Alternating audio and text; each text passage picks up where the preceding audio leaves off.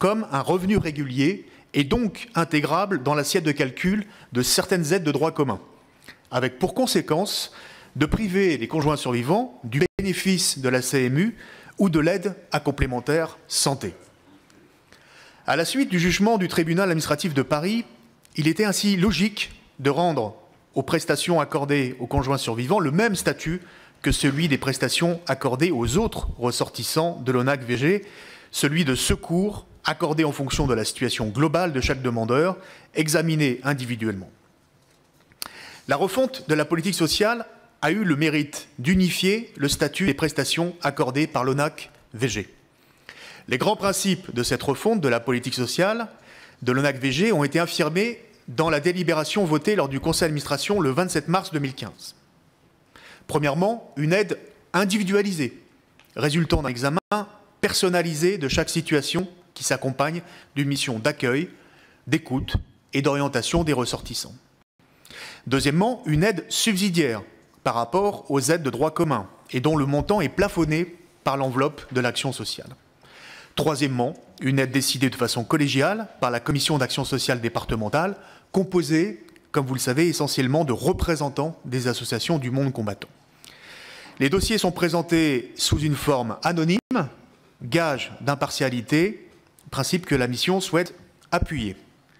Il faut préciser que la situation d'un même ressortissant peut justifier l'attribution de plusieurs aides au cours de la même année civile. L'ONAC-VG a en outre identifié 3 grands publics prioritaires. Premièrement, les ressortissants les plus démunis, les plus isolés et les plus fragiles. Les critères appréciés sont des critères financiers, mais aussi sociaux, de logement, d'isolement, de fragilité et de précarité. Deuxième grand public prioritaire, les soldats de la dernière génération du feu ayant participé à des OPEX, avec là aussi un accompagnement personnalisé sur le plan social et professionnel. Troisième grand public prioritaire, les ressortissants âgés dépendants avec des aides au maintien à domicile et, comme vous le savez aussi sur le terrain, la labellisation d'EHPAD Bleu et de France permettant de réserver des places en établissement pour les ressortissants. 4 grands types d'aides simplifiées ont été définis. Premièrement, les aides pour difficultés financières. Secours d'urgence, chèque de service accordé pour 3 motifs, difficultés chroniques ou ponctuelles, comme une facture impayée, frais médicaux, frais d'obsèques. Deuxièmement, des aides aux prestations de services, comme les frais d'aide ménagère ou la participation aux frais de maintien à domicile, télésurveillance, portage de repas, adaptation de l'habitation, remise de colis. Troisièmement, des aides à la reconversion octroyées aux ressortissants de l'ONAC-VG afin de les aider à se réorienter professionnellement. Enfin, quatrième type d'aide, les prêts et les avances remboursables consentis pour une durée maximale de 30 mois sans intérêt. Dans le même temps, un modèle unique de demande d'aide financière a été élaboré. Les procédures d'examen des demandes ont été unifiées et la Direction générale de l'ONAC-VG a élaboré, à l'intention de ses services de proximité, des fourchettes d'intervention pour chacune des aides. Des voies de recours envers les décisions de proximité sont prévues devant une commission nationale qui se réunit 2 fois par an. En ce qui concerne les conséquences de l'application de ces nouvelles règles par les offices départementaux, les chiffres donnés par le gouvernement sur les 6 premiers mois indiquent que le nombre et le montant des aides accordées suit globalement la trajectoire observée les années antérieures, en 2014 et en 2015 à la même période. Si l'on prend à présent l'évolution des décisions pour les ressortissants les plus démunis dont les revenus sont inférieurs à 1 000 € par mois dans le département par exemple de la Loire au 1er octobre 2016. En 2015, 55 conjoints survivants avaient été aidés au titre de l'ex-ADCS pour un montant de 95 411 €. Au 1er octobre 2016, 57 étaient provisoirement recensés pour un montant de 56 363 €, soit un prévisionnel estimé à 91 000 € en fin d'année. Bien que constant d'une année sur l'autre, le nombre de bénéficiaires tient compte de 12 non-reconductions, 6 décès, 4 n'ayant pas formulé de demande, en dépit de relance du service, et 2 autres personnes, malgré l'aide proposée, et 2 autres personnes impossibles à joindre, ainsi que 2 changements de situation matérielle. Au total, 14 nouvelles veuves ont donc été aidées auxquels s'ajoutent 10 anciens combattants qui n'entraient pas dans le précédent dispositif, pour un montant total de 9 312 €. Au total, dans la Loire, 67 bénéficiaires bénéficient aujourd'hui donc de l'aide sociale aux plus démunis pour un montant de 65 675 €, soit un prévisionnel estimé à 95 000 € en fin d'année, équivalent à 2015. Cela veut dire 12 bénéficiaires de plus dès le 1er octobre, sachant que l'année civile n'est pas encore terminée. On constate en outre, dans le département de la Loire, un effet très positif concernant l'ouverture de nouveaux droits sociaux. Premièrement, l'aide à la complémentaire santé.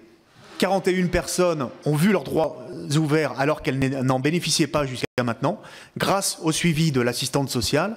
Et dans 12 cas supplémentaires, une vérification est en cours pour s'assurer de leurs droits. Deuxièmement, sur l'aide personnalisée au logement, l'APL. Dans quelques cas, le versement de l'ex-ATCS avait eu un impact négatif sur le montant de l'aide attribuée. Cet impact n'existe plus puisqu'il ne s'agit plus d'un versement forfaitaire. En conclusion, même si les premières indications recueillies sur le terrain devront être confirmées en fin de gestion 2016, il apparaît à la mission parlementaire que la refonte de la politique sociale plus juste et plus adaptée à l'évolution des besoins a permis de mieux aider les ressortissants de l'Office, les plus fragiles et les plus démunis, en s'appuyant sur un accompagnement personnalisé. Les aides apportées aux conjoints survivants restent majoritaires. Parmi les secours servis, environ 60% des aides, même si un rééquilibrage au profit des autres ressortissants, notamment les anciens combattants, est perceptible. La mission souhaite formuler 3 grandes recommandations concernant la politique sociale de l'ONAC-VG. Premièrement, il faut poursuivre le travail d'harmonisation dans l'action des services départementaux. En effet, les exemples de départements cités dans le rapport du gouvernement montrent des disparités, tant sur les motifs des interventions que sur le nombre de bénéficiaires, qui n'est pas toujours en corrélation avec la population.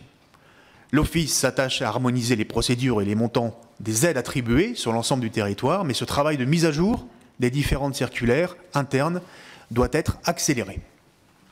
Deuxième recommandation, il faut réduire les disparités entre les services dotés d'un travailleur social de métier, c'est environ 25% des services départementaux, et les autres. Les assistantes sociales jouent un rôle central d'accompagnement, d'information et de conseil directement auprès des ressortissants. Une hausse des moyens humains en travailleur social peut s'opérer par redéploiement de personnel de l'administration centrale. Il est aussi possible de mieux utiliser les compétences existantes et de les mutualiser, je pense aux moyens de la gendarmerie ou du ministère de la Défense, en prenant exemple sur les pôles mis en place pour l'instruction des cartes du combattant. Les assistantes sociales peuvent être des ressources techniques pour l'ensemble des services sur des situations sociales complexes. Elles peuvent également servir de conseil lors des rencontres régionales réunissant les acteurs du social de chaque service départemental. Enfin, troisième et dernière recommandation, il faut s'appuyer plus fortement sur les associations du monde combattant pour relayer l'information auprès de leurs adhérents, mais aussi pour faire remonter aux services départementaux de l'ONAC-VG les changements de situation des ressortissants qu'elles connaissent de très près. Les anciens combattants qui siègent dans les commissions d'action sociale départementales en fonction de catégories statutaires et non comme représentants de leur association sont le gage d'un traitement impartial, mais aussi humain et de proximité des dossiers et des décisions. Je vous remercie. Merci, monsieur le rapporteur. Je vais ouvrir la discussion.